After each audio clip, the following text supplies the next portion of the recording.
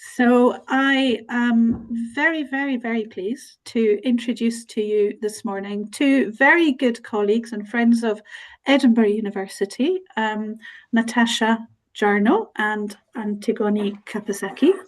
And I know Antigone and Natasha because they come and work with us every summer on the Edinburgh pre-sessional. And I've got to know them over the years and realised that we have a common bond of enjoying talking about CPD and professional development. I'll not reveal too much because I suspect a little bit of this background will come up in the presentation.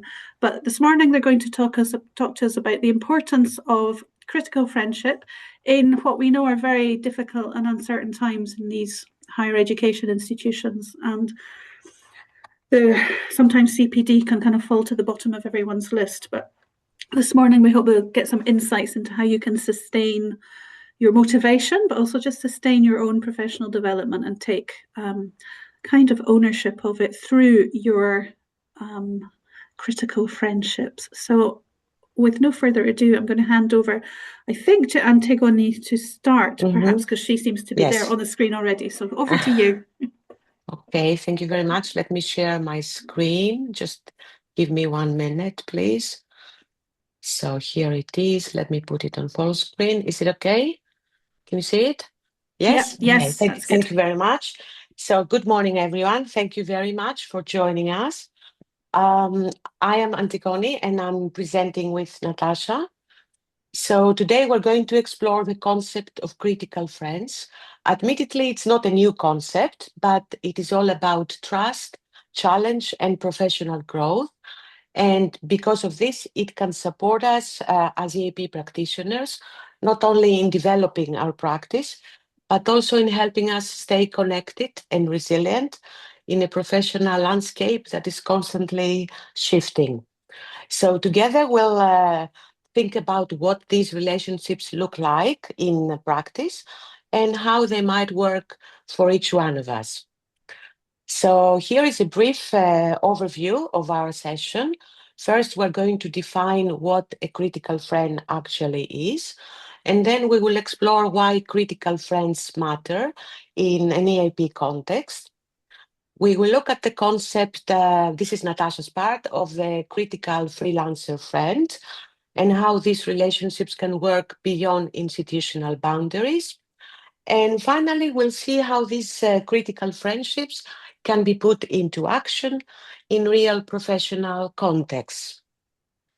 So I would like us to begin by inviting you to join Rook Club. So you can either scan the QR code with your phone if you have not done this before, or alternatively, you can go to rooklab.com and enter the event code. And when you do that, you should just type a couple of adjectives that you think describe, in your opinion, describe what a critical friend is. So you just write some adjectives and we will see your answers in real time on the screen, if everything works, hopefully. Okay, constructive, yeah. Great. I see the word supportive a lot, honest, knowledgeable. Great, supportive. Anybody else who wants to contribute? These adjectives: friendly, helpful, honest, yes, professional, approachable, absolutely. Okay, thank you very much for your contributions. A voice of logic, yes. Approachable, coach, excellent ideas. Great, admirable, yes. Voice of logic, yes. Encouraging, absolutely. Okay, great. I'm going to move on. So having with this person in mind, this person who has all these wonderful qualities, let's see how literature actually defines what a critical friend is. So according to Costa and Kalik, a critical friend is somebody, a trusted person who asks provocative questions, offers a different lens, and provides critique as a friend. So they suggest that a critical friend is like an ophthalmologist. They don't give us a new pair of eyes, but they just readjust our focus so we can see what is already in front of us. Another question is, why might we need friends in Mercedes, critical friends in traes ropa, EAP? por favor, para lavar hoy. De arriba. If you could just mute your microphone, please. Maybe you forgot about that. So why do we need critical friends in EAP? Well, first of all, they support reflective practice, which is essential when our teaching contexts are fast moving. They help build a culture of trust and professional dialogue. And above all, they shift the focus from judgment over improvement. For many of us, especially those working across contracts or institutions, this kind of supportive feedback cannot always be taken for granted. So, critical friend might help.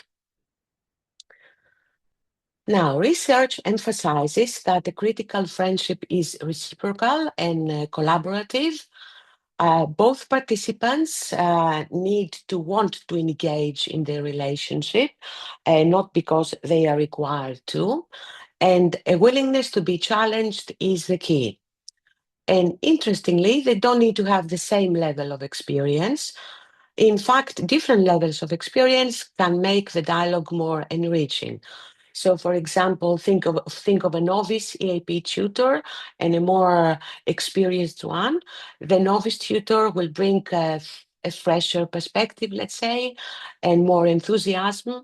But the more experienced colleague will have breadth of practice to offer. So, in this way, they can complement and support each other. It is important to clarify that critical friendships extend prior and beyond the specific task-oriented collaboration. This has to be a person that we respect and trust, and we need to have shared goals, because without those, feedback could be defensive or even uncomfortable. But if we have these ingredients that we see on the slide, feedback can be transformative. Now, I would like to show you two images.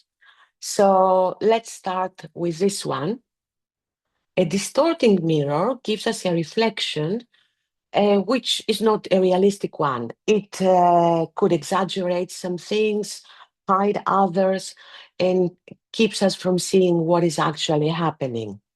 So in our context, in EAP context, where roles and expectations can shift quickly, it's very easy to internalize misconceptions, misunderstandings, or sometimes unbalanced feedback, which doesn't help us grow.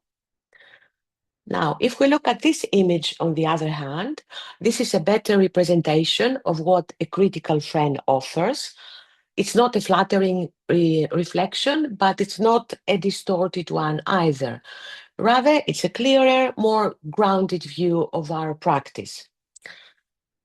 So critical friends help us re-examine our routines and decisions by reflecting back our practice through another lens.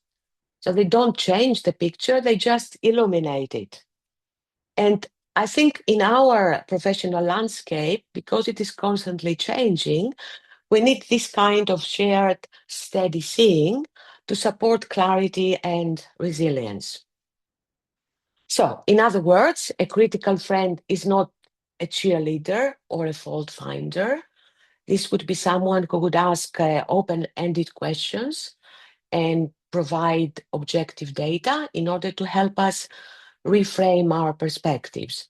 So it is all about balance, supportive but not soft, challenging but not discouraging.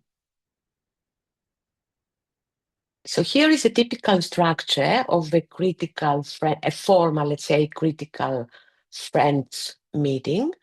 It's meant to be short, intentional, and reflective, so about 20 minutes.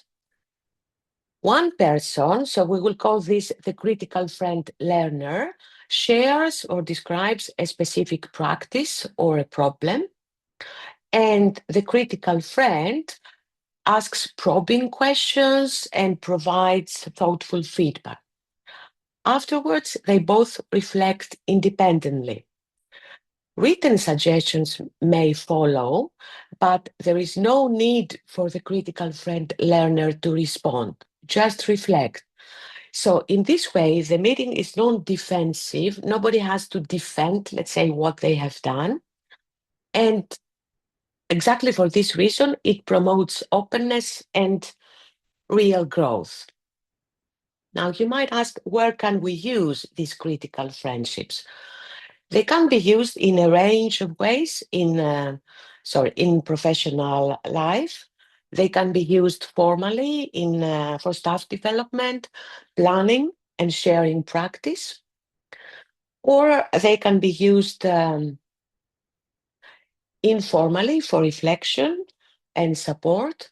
They can also be useful between administrators who, because of pressure of time, they might feel isolated, and they will create opportunities for self-evaluation and open-mindedness. But I think, these kinds of friendships are useful for all of us, especially for people who work seasonally or are freelancers, because they can help you feel less professionally isolated. And now let's look at a practical example. So I'm giving you a hypothetical scenario, which I would like you to discuss in a breakout room with each other. So let's imagine that a colleague is preparing students for their final EAP written assignment. They have given students lots of written feedback, but then in the next tutorial, students don't seem to have acted on this written feedback that they have been given. So, what questions could you ask as a critical friend? And what suggestions could you make to help your colleague reflect on their feedback practice? So, we're going to put you into breakout rooms for roughly, let's say, 10 minutes. And we would like you to discuss this scenario and get to know each other a little bit. I think it would be a good idea if one person can take some notes. So when we come back, you can share your ideas.